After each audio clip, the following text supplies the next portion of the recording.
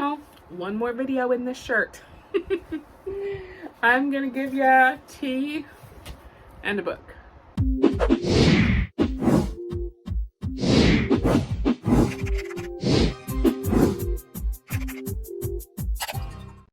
Okay, it's been a while. I realized that I opened my last 3 Sipsbees without you, and that is such a tragedy, isn't it? Let's get her open. This one is the most recent, I believe. Let's check the month on this bad boy. August. Yay, today's August 13th, so you will know how long it takes me to edit this based on how far you are right now from August 13th. What do we got?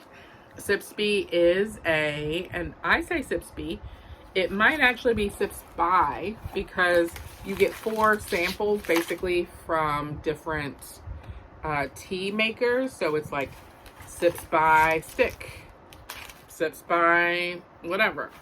But I call it Sipsbee because that's a better name. I mean, like, it sounds better. You know what I mean? Okay, so each month you get 4 samples of tea, and you also get tea bags.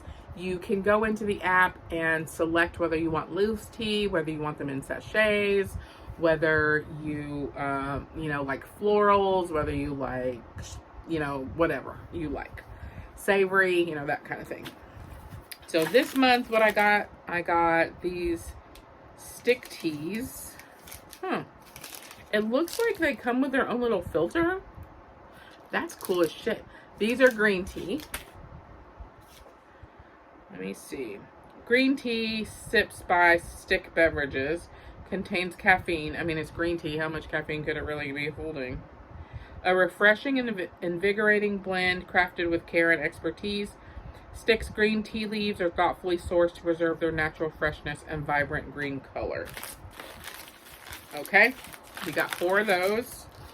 We have an everyday black tea, which is so good to have because you can put other things in it to make them stronger. Medium caffeine everyday black tea by Wild Orchard, 1 sachet per 8 ounces of water. My mom would laugh at that. She will, because she watches all my videos, because she thinks that that is too much water for 1 sachet of tea. Grown on the world's first regenerative, organic, certified tea farm, this pure black tea is smooth and delicate with notes of lychee and malt. Delicious with or without milk. I do not put milk in my tea. This, my friends, is America. We do not do that here. I don't know. Maybe we do. I don't. Okay, then we have a white vanilla Earl Grey. I don't know why people put vanilla in Earl Grey. I know why they do it. It's to sweeten it up. But I don't enjoy the flavor of vanilla in my Earl Grey. And it's loose, so I'll probably give it to my mom. Mom, you're getting the vanilla Earl Grey.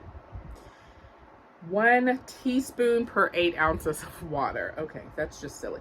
Low caffeine. A light and balanced take on a classic Earl Grey tea. When steeped, this delicate white tea blends with flowers and vanilla to usher in a dreamy, aromatic, and flavorful cup. Not if it's 1 teaspoon per 8 ounces. Give me a break on that. White vanilla. Okay, people.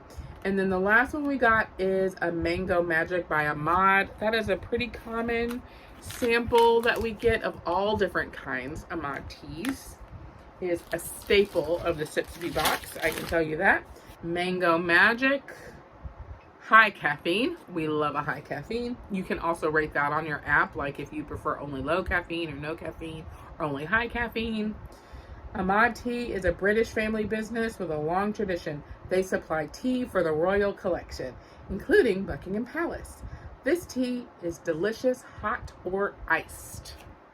And you also get directions, of course, like how long you're supposed to steep and at what temperature for different kinds of tea.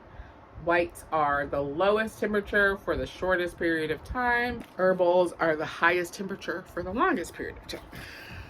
Okay, and then a little quickie poo book review. I did do a live on Instagram a few weeks ago with my friend Ollie. Her handle is Ollie Reads Books, and we discussed Thistlefoot. Thistlefoot is the story of two siblings who grew up with parents who have a puppet show theater that tours all over the US. So once the kids, the two people, main characters in our book, get older, the brother, who's the oldest boy, leaves home and kind of basically becomes estranged from the family. And the girl kind of stays put and figures out what she's going to do with her life, while the boy is out sort of living recklessly as a hobo on a train. Then their great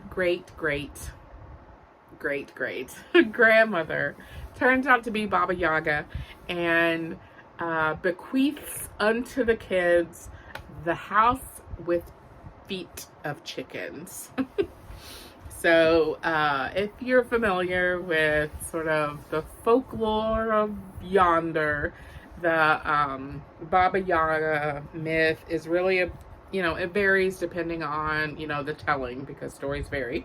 And that's actually a theme in the book, that stories vary in the telling, but also telling stories keeps them alive. So Baba Yaga is sometimes a witch that is a mean, horrible child eater, and sometimes she's told or seen as a helper in forests, but she always has this chicken foot house, a house that is on chicken feet, and the chicken feet move the house. Obviously it can walk because it's got feet. So she has this house, and these kids, who are the Yaga kids, inherit it. So the boy, who is a bit of a shyster, manipulator, horrible all-around person, kind of manipulates his sister into agreeing to take the house around the US in order to reimagine,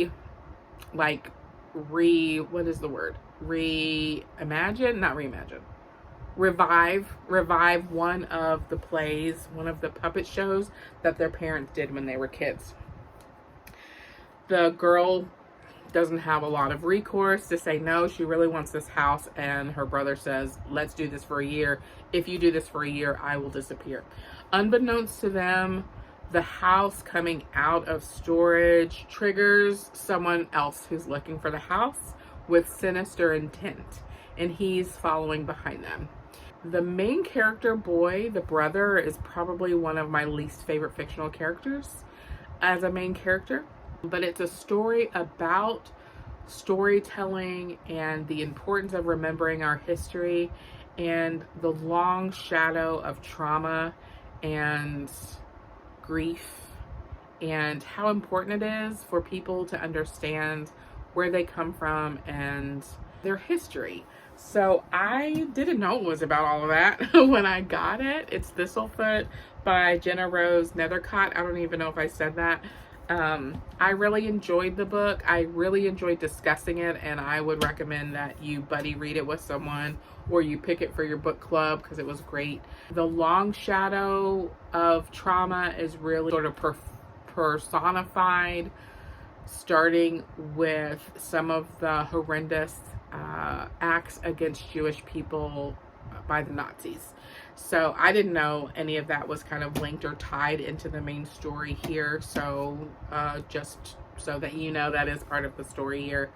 And the Thistlefoot, which is the name that they give the house on chicken feet, is one of the narrators. So the points of view switch. We learn more about our main girl, our main boy. They're actually adults. Our main woman and our main man.